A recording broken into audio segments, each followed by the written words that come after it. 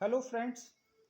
International organisation series में आज हम पढ़ने जा रहे हैं बिम्स्टेक के बारे में। इससे पहले हम शार्क, आसियान और ब्रिक्स कंट्रीज के बारे में जान चुके हैं। तो आज हम जानते हैं कि बिम्स्टेक कंट्रीज कौन कौन सी हैं और इस ऑर्गेनाइजेशन का जो एग्जिस्टेंस में आया था वो कब आया था।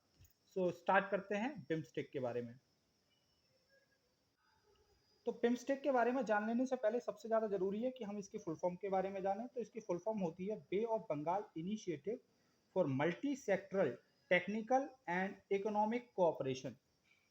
अर्थात बंगाल की खाड़ी से सटे हुए समीपवर्ती देशों का ये एक क्षेत्रीय संगठन है और वर्तमान में बिम्स्टेक में 7 कंट्रीज शामिल हैं। तो कौन कौन सी हैं कंट्रीज? इसमें है भारत, भूटान, नेपाल, बांग्लादेश, श्रीलंका, म्यांमार और थाईलैंड। पाकिस्तान बिम्स्टेक का सदस्य देश नहीं है और ये एक शार्क कंट्रीज के तहत आता था, लेकिन वर्तमान में बिम्स्टेक के अंतर्गत पाकिस्तान नहीं आता। केवल भारत, भूटान, नेपाल, बांग्लादेश, श्रीलंका, म्यांमार और थाईलैंड कंट्रीज इसमें शामिल है। मैं मैप के माध्यम से भी आपको ये याद कराऊंगा जिससे कि आप आसानी से इन कंट्रीज को याद रख सकें। जानते हैं कि बिम्स्टेक का एग्जिस्टेंस आखिर किस लिए है, यह प्रकाश में क्यों आया था। तो इस संगठन का उद्देश्य तीव्र आर्थिक विकास और सामाजिक प्रगति को बढ़ावा देने के लिए इस संगठन का निर्माण किया गया था, जिससे कि जो साझा हितों के मुद्दे हैं उन पर समन्वय बना रहे और एक सकारात्मक वातावरण इन देशों के मध्य बन सके।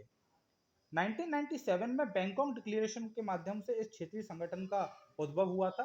और इस चीज को समझने के लिए कि जो इसकी फुल फॉर्म है bay of Bengal initiative for multi sectoral technical and economic cooperation, तो जो इसकी फुल फॉर्म है इसी के अकॉर्डिंग जो बे ऑफ बंगाल की कंट्रीज टच कर रहे हैं वही इसके मेनली सदस्य हैं। इसके अलावा नेपाल और भूटान इसमें एडिशनल रूप से शामिल हो जाते हैं। आइए जानते हैं कि इसकी जो हिस्ट्री है वो क्या है, मतलब किस तरीके से स्टार्टिंग में कितने कंट्रीज इसके सदस्य देश रहे और कैसे क्या इसका एग्जिस्टेंस रहा। आइए उसके बारे में भी थोड़ा जान लेते हैं। तो जब बिम्स्टेक ऑर्गेनाइजेशन पहली बार एग्जिस्टेंस में आया तो स्टार्टिंग में इसमें मात्र 4 कंट्रीज शामिल थे, जिसमें कि आपका बांग्लादेश, भारत, श्रीलंका और थाईलैंड। इन लोगों ने मिलकर बिम्स्टेक को स्टार्ट किया था और स्टार्टिंग में इसका नाम बिम्स्टेक नहीं था। इसमें बाद में म्यांमार शामिल हुआ और 2004 में जब भूटान और नेपाल जब इसमें शामिल हो गया तो ये बिम्स्टेक के रूप में उभर कर आया। स्टार्टिंग में ये एक आर्थिक सहयोग संगठन के रूप में कार्य कर रहा था। अभी हाल ही में बिम्स्टेक की एक जिसमें कैबिनेट स्तर के मंत्रियों ने भाग लिया था और भारत के जो विदेश मंत्री एस जयशंकर जी हैं उन्होंने इस मीटिंग में पार्टिसिपेट किया था। और ये 17वीं मीटिंग थी बिम्स्टेक की। इसकी चेयरमैनशिप श्रीलंका ने की थी और बिम्स्टेक की जो अभी 2021 में जो मीटिंग आयोजित की गई है एक वर्चुअल माध्यम से आयोजित की गई। बैठक के दौरान हमारे जो विदेश मंत्री एस जयशंकर जी हैं उन्होंने क्षेत्रीय सहयोग और काउंटर टेररिज्म से जुड़े हुए कई मुद्दे इसमें उठाए थे। अब जानते हैं कि बिम्स्टेक की आखिर मैप पर लोकेशन क्या है।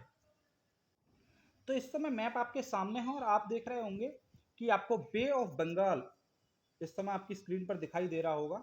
और इसी से जो कंट्रीज जुड़ रहे हैं नॉर्मली इस तरीके से, ये जो कंट्रीज जुड़ रहे हैं यहाँ से, ये इस तरीके से, ठीक है, ये आपको दिखाई दे रहे होंगे। तो ये क्या है, ये बे ऑफ बंगाल से कंट्रीज हमारे जुड़ रहे हैं, ठीक है। तो इसी वजह से इसका नाम बिम्स्टेक पड़ा हुआ है। हालांकि 2 कंट्रीज हम और देखते हैं जिसमें कि नेपाल और भूटान है, वो भी इसके सदस्य देश हैं। तो एक बार मैप पे हम इसकी जो सदस्य देश हैं उनके बारे में बात करते हैं।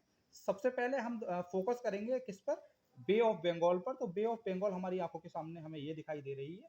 अब बात करते हैं हम इसके सदस्य देशों की। तो सदस्य देशों में सबसे पहले आता है आपका श्रीलंका, इंडिया, नेपाल, भूटान, बांग्लादेश, म्यांमार और ये रहा आपका थाईलैंड।